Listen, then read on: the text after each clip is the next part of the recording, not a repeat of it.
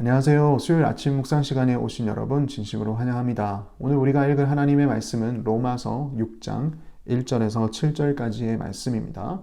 제가 읽도록 하겠습니다. 로마서 6장 1절에서 7절. 그런즉 우리가 무슨 말을 하리요? 은혜를 더하게 하려고 죄에 거하겠느냐? 그럴 수 없느니라.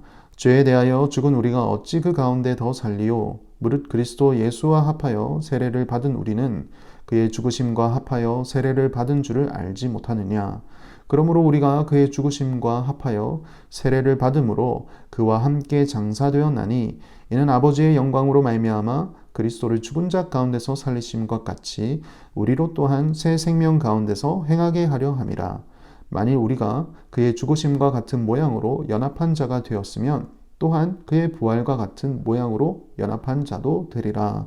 우리가 알거니와 우리의 옛 사람이 예수와 함께 십자가에 못 박힌 것은 죄의 몸이 죽어 다시는 우리가 죄에게 종노릇 하지 아니하려 함이니 이는 죽은 자가 죄에서 벗어나 의롭다 하심을 얻었음이라. 아멘. 사도 바울이 로마서 5장을 마무리할 때 이런 표현을 쓴 적이 있습니다. 로마서 5장 20절에 율법이 들어온 것은 범죄를 더하게 하려 함이라. 그러나 죄가 더한 곳에 은혜가 더욱 넘쳤나니. 율법이 들어온 것은 범죄를 더하게 하려 함이라. 그리고 죄가 더한 곳에 은혜가 더욱 넘쳐났나니. 이 말씀을 한 이유는 율법을 알게 되면 그전에는 죄인 줄도 몰랐던 그 죄가 죄로 드러나게 되고 또 그 죄가 드러남으로 인하여서 그리스도의 은혜는 더욱더 부각이 됩니다. 더욱더 넘쳐나게 됩니다. 라는 의미에서 한 말씀인데요. 이 말씀을 잘못 이해하면 그러면 죄를 지으면 더 좋은 건가? 죄를 지으면 예수님의 은혜가 더욱더 부각이 되는 건가? 그렇게 잘못 적용할 수 있는 거죠. 근데 사실 사도 바울은 3장에서 이 부분에 대해서 잠시 언급한 적이 있습니다. 유대인들 중에 불의함을 행하면 하나님의 의가 더 부각되는 것이기 때문에 차라리 우리가 율법을 지키는 것보다 우리가 불의함을 행함으로 하나님의 의를 더 나타내는 것이 더 좋은 건 아닌가, 그렇게 얘기한 유대인들을 사도 바울이 경계한 적이 있었죠. 마찬가지로 믿는 자들 또한 이 죄에 대한 잘못된 인식을 가지게 되면 그 유대인들처럼 잘못된 적용을 할 수도 있다라는 것을 말씀하고 있습니다. 그래서 믿는 자들과 죄의 관계에 대해서 사도 바울이 이해를 돕기 위하여 설명하고 있는 것이 오늘 본문 말씀입니다. 오늘 본문 말씀 1절과 2절 말씀을 보시면 그런즉 우리가 무슨 말을 하리요? 은혜를 더하게 하려고 죄에 거하겠느냐? 그럴 수 없느니라. 죄에 대하여 죽은 우리가 어찌 그 가운데 더 살리요? 사도 바울은 그럴 수 없다라고 얘기합니다. 왜냐하면 우리는 믿는 자들은 죄에 대해서 죽은 자이기 때문입니다. 라고 얘기합니다. 죄에 대해서 죽은 자다라는 것을 설명하기 위해서 사도 바울은 세례의 의미에 대해서 얘기를 하고 있는데요. 오늘 본문 말씀 3절에서 5절까지의 말씀입니다. 무릇 그리스도 예수와 합하여 세례를 받은 우리는 그의 죽으심과 합하여 세례를 받은 줄을 알지 못하느냐. 그러므로 우리가 그의 죽으심과 합하여 세례를 받음으로 그와 함께 장사되었나니 이는 아버지의 영광으로 말미암아 그리스도를 죽은 자 가운데서 살리심과 같이 우리로 또한 새 생명 가운데서 행하게 하려 함이라. 만일 우리가 그의 죽으심과 같은 모양으로 연합한 자가 되었으면 또한 그의 부활과 같은 모양으로 연합한 자도 되리라. 여기서 연합하여, 함께라는 단어가 계속 되풀이되고 있는데요. 예수 그리스도를 믿는 자들은 그리스도와 연합하여 그리스도와 함께 죽었습니다. 예수님이 십자가에 달려 돌아가실 때에 당신 홀로 돌아가신 것이 아니라 그리스도와 연합한 당신을 믿는 자들도 함께 그곳에서 죽었다라고 표현하는 것이죠. 그리고 예수님이 다시 부활하셨을 때 홀로 부활하신 것이 아니라 그분을 믿는 모든 믿는 자들 또한 부활의 소망을 갖게 되었다. 함께 부활하였다라는 표현을 하는 것이죠. 예수님과 함께 죽고 예수님과 함께 사는 것은 무엇을 위해서인가에 대해서 얘기할 때 4절 마지막 부분을 보시면 이렇게 말씀합니다. 이는 아버지의 영광으로 말미암아 그리스도를 죽은 자 가운데서 살리심과 같이 우리로 또한 새 생명 가운데서 행하게 하려 함이라.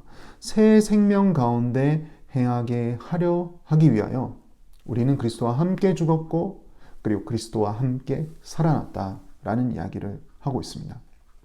그래서 세례식 때에 나는 그리스도와 함께 죽었습니다. 죄에 대해서 죽었습니다. 그리고 그리스도와 함께 부활의 소망을 믿습니다. 라고 선포를 하게 되고요. 거기서 끝나는 것이 아니라 그러한 새 생명을 얻은 자로서 그리스도와 함께 살겠습니다. 라는 것까지 서약을 하는 것이죠.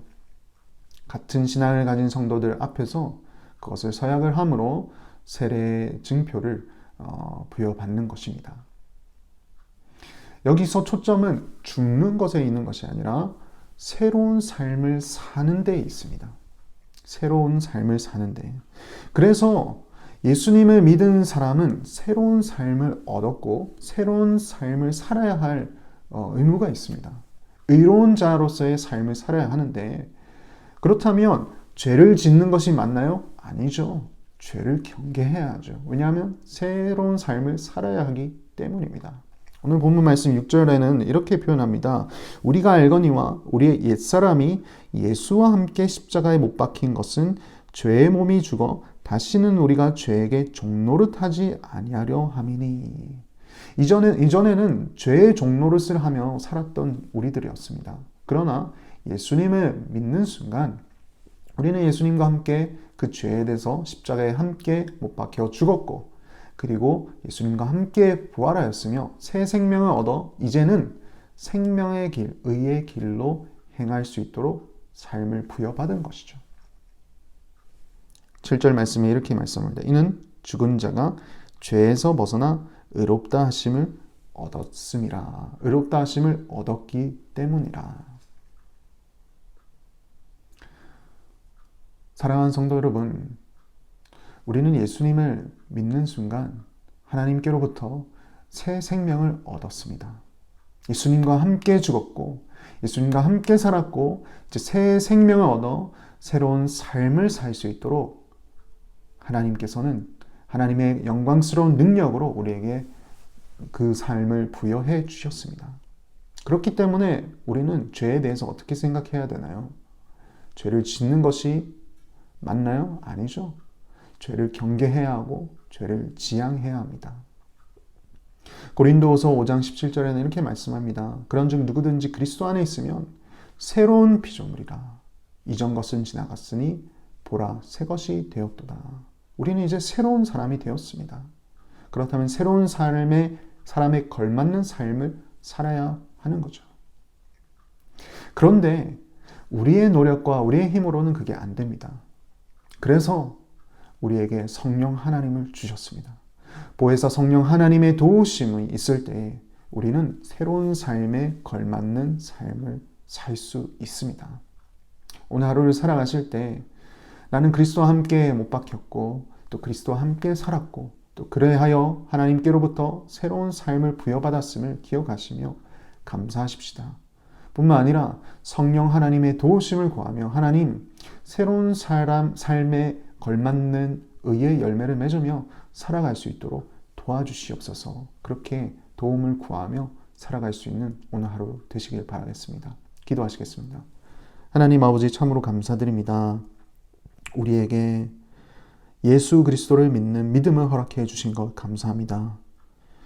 예수 그리스도를 믿음으로 말미암아 우리 또한 그리스도와 함께 십자가에 못 박혔고 또 그리스도와 함께 부활할 수 있음을 주님께서 선포해 주셨습니다. 뿐만 아니라 그로 인하여서 이제는 의로운 삶을 살 수 있는 생명 또한 부여받았음을 기억합니다. 하나님, 우리가 살아가는 이 세상은 너무나도 죄악된 것들이 만연한 곳입니다. 우리는 너무나도 연약하여서 우리 스스로의 노력으로는 우리가 의로운 삶을 살 수는 없습니다. 하지만 주님께서 주신 성령 하나님의 도우심으로 우리가 살아갈 때 그것이 가능한 줄 믿습니다. 오늘을 살아가는 모든 성도님들 한 사람 한 사람을 붙들어 주시고 성령 하나님의 도우심을 받아 새 생명을 받은 새로운 삶의 길을 의미를 부여받은 자로서의 삶을 살 수 있도록 하나님 인도하여 주시옵소서. 감사하고 예수님 이름으로 기도드립니다. 아멘.